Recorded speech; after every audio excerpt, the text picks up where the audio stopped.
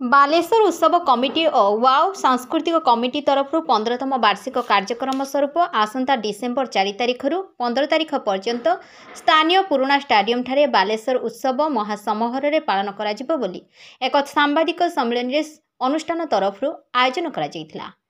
एठारे दीर्घ 12 दिन व्यापी ओडिशार सुनामधन्य कंठशिल्पी और कलाकार मानक द्वारा विभिन्न रंगारंग कार्यक्रम सह मीना बजार रामदोली मारुति सर्कस परिवेषण महासमावेश देखा मिलिबो। उद्घाटन सांस्कृतिक सभा स्थानीय आईटीआई छक निकटर दिवा 3 घटिकार आरंभ हो सहर परिक्रमा करी पुराणा स्टाडियम ठारे समापन हेबो परे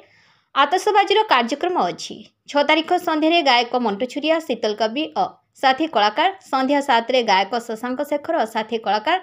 8 तारिख संध्यारे प्रसिद्ध डांस ग्रुप साई डांसर कलाकार माने आधुनिक नृत्य परिवेषण करिवे। 10 तारिख संध्यारे गायक ह्यूमन सागर देवेशपति स्मिता पंडा 13 तारिख संध्यारे गायक स्वयं पाढ़ी और गायिका अंतरा चक्रवर्ती एवं 15 तारिख रे प्रसिद्ध रॉक बैंड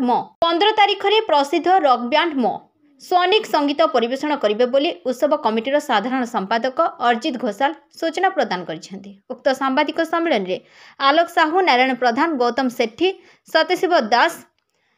प्रमुख उपस्थित रहिबा सहित प्रतिवर्ष परी एही मनोरंजन पर्व को समस्त जनसाधारण शांति श्रृंखला सह उपभोग करने को निवेदन करिसेंती।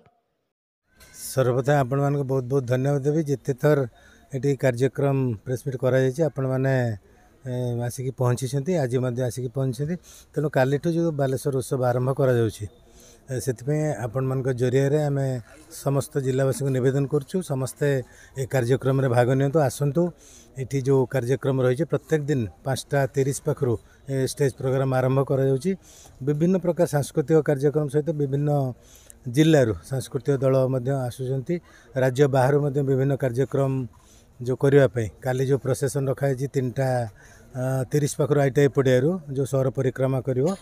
तेणु विभिन्न राज्य बाहर विभिन्न दल आसुंच तेणु आपण मैंने काली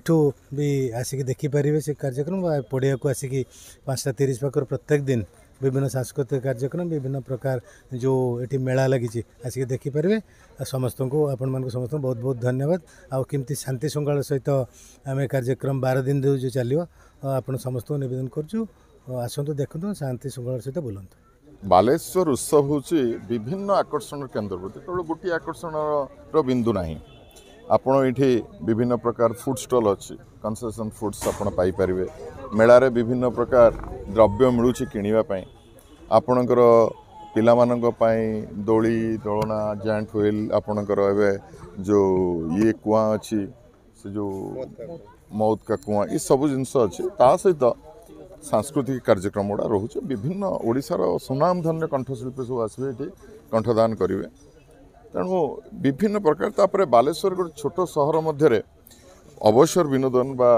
निजस्व मन को ताजा रखापी से कौन व्यवस्था ना तेणु ये जो बालेश्वर उत्सव ये से बालेश्वरवासी उत्सर्गीकृत जे से माने व्यस्तबहुल जीवन में ये पड़िया को आसवे किसी समय निज परिवार सहित ये सांस्कृतिक उत्सव सब देखिए बुलिबे एवं निजको पुणी थे आगामी दिन प्रस्तुत करेंगे पुणी जीवन युद्ध पे।